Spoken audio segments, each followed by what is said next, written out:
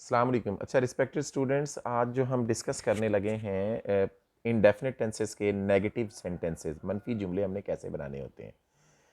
अच्छा, कल हमने जिक्र कर लिया था हम सब्जेक्ट के तौर पर इनको यूज़ करते हैं पर्सनल प्रोनाउन को, और साथ मैंने नाम भी पुट किया था और मैंने ये एग्जांपल दे के समझाने की कोशिश कर दी थी। कल हम इसके अफर्मेटिव सेंटेंसेस की बात कर चुके थे। आज हम आपको नेगेटिव समझाएंगे। देखें, नेगेटिव तीनों में ही वी वन वर्ब की first form, V one verb की फर्स्ट फॉर्म और वी वन वर्ब की फर्स्ट फॉर्म आता है। यानी पास्ट इंडेफिनिट में भी वी वन है और प्रेजेंट इंडेफिनिट में भी वी वन है और फ्यूचर इंडेफिनिट में भी वी वन है। नॉट लगेगा कहाँ पे? नॉट हमें लगाने से पहले एक हेल्पिंग वर्ब की ज़रूरत पड़ती है। पास्ट इंडेफिनिट का जो हेल्पिंग वर्ब है वो है डिड, और डिड के फौरन बाद हम नॉट लगाते हैं। और जब हम डिड लगा देते हैं, डू को डिड कर देते हैं, तो अब राइट को रोट करने की जरूरत नहीं रही, मेक को मेड करने की जरूरत नहीं रही, क्योंकि डिड ऑलरेडी वर्ब की सेकंड फॉर्म बन चुका है। इस वजह से हम इनडेफिनिट टेंसेस के नेगेटिव जुमलों के अंदर वी वन लगाएंगे। इसी तरह आप आ जाइए, अगर चाहिए देख लीजिए, आई एंड वी फर्स्ट पर्सन होता है अपने बारे में बात करने वाले, यू सेकेंड पर्सन होगा, और he she it third person singular या कोई single name, Ali is a singular, ये थर्ड पर्सन में कंसीडर होगा।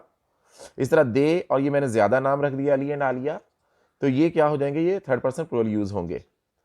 आसान तरीन टेंस होता है, मैं हमेशा कहता हूं, पास्ट इंडेफिनिट।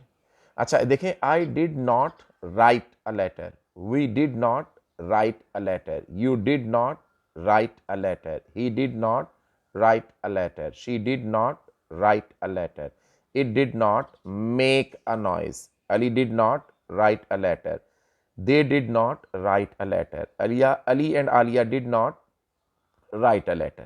देखें सबके साथ did did did did did did did did did did did did did did did, और did के फौरन बाद not not not not not not not not not not not, चूंकि do को did कर दिया, अब रोट ना कीजिएगा प्लीज, क्योंकि did के बाद अब राइट ही आएगा, right right right right right right, make right right right. क्योंकि जब डिड आ जाएगा, दोबारा कह रहा हूं, तो फिर वर्ब की सेकंड फॉर्म की जरूरत नहीं रहती, डू को डिड कर दिया। अब आते हैं प्रेजेंट इंडेफिनिट टेंस की तरफ। इसमें भी सेम वही है, सब्जेक्ट के बाद हेल्पिंग वर्ब, यहां पे हम डू और डज लगाते हैं। इसमें भी याद रखिएगा, डू के साथ ईएस लगा के हमने डज किया है, डू प्लूरल फॉर्म है और डज सिंगुलर फॉर्म है। तो जब डज लग गया तो आगे अब वर्ब के साथ एस ई एस लगाने की जरूरत नहीं है, just plural form of the verb आ जाएगी, वी वन। अच्छा जी, मैं बार बार बता रहा हूं, इज सिंगुलर आप समझते हैं ना, और आर प्लूरल। इस तरह याद रखिएगा, जब वर्ब के साथ एस ई एस नहीं लगेगा तो प्लूरल होगा। जैसे डू प्लूरल है और डज सिंगुलर है, जैसे राइट प्लूरल है और राइट्स सिंगुलर है, गो प्लूरल है, गोज सिंगुलर है, ये अंडरस्टैंड कर लें। अच्छा जी, ये देखते हैं हम, I do not write a letter. आपको पता है फर्स्ट पर्सन के साथ आई और वी होते हैं दो, इनके साथ वर्ब हमेशा ही प्लूरल आता है, इसलिए डू अगेगा। We do not write a letter, you do not write a letter, he does not write a letter. Third person singular start हो गया ना, तो डज कर दिया। आगे देखें, राइट्स ना कीजिएगा, क्योंकि डू को यस लगा के आपने डज कर दिया, अब आपको राइट्स की जरूरत नहीं है। तो जब डज आ जाता है तो फिर राइट ही रहता है। He does not write a letter, she does not write a letter, it does not make a noise, Ali does not write a letter, they do not write a letter, Ali and Alia do not write a letter।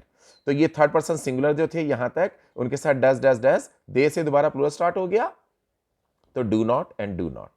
अब आते हैं future indefinite में। Future indefinite में shell और will हमारे पास पहले से मौजूद थे, सादा जुमलों में भी यही बतौर हेल्पिंग वर्ब हमारे काम आ जाते हैं। इनके बाद हम नॉट लगा देंगे और उसके बाद V one and object formula same है। I shall not write a letter, we shall not write a letter. आपको पता है सिर्फ first person I and we, मैं और हम, अपने बारे में बात करने वाले, इनके साथ शैल लगता है, बाकी सबके साथ विल लगेगा। You will not write a letter, he will not write a letter, she will not write a letter, it will not make a noise, Ali and Alia will not write a letter, they will not write a letter, Ali and Alia will not write a letter. तो मेरे बच्चे, ये बहुत easy था negative sentence, इसके ऊपर और भी आप जुमले बनाकर प्रैक्टिस कर सकते हैं। नेक्स्ट जो हमारा लेक्चर होगा इंडेफिनिट टेंसेस के इंटरोगेटिव सेंटेंसेस के हवाले से होगा।